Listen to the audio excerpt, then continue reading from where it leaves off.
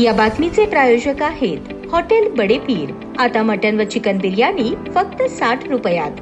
आमचा पत्ता Lakshmi market Vijapur waste आणि दुसरी शाखा मुस्लिम बादशाह पेठ सोलापूर।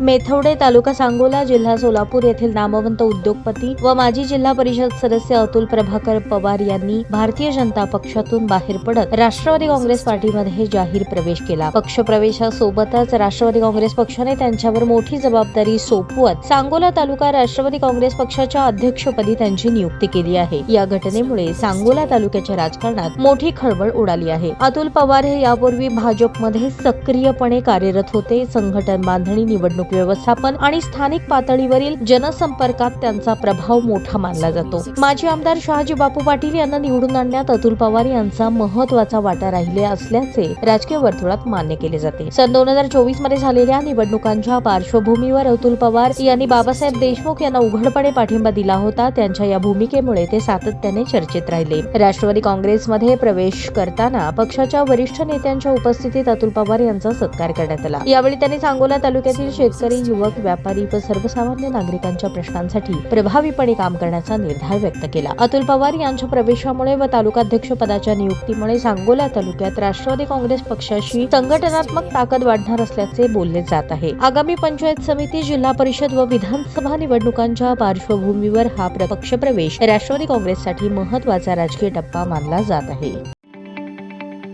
ताज्या बातम्या पाहण्यासाठी प्राईम महाराष्ट्र न्यूज चॅनलला सबस्क्राईब करा।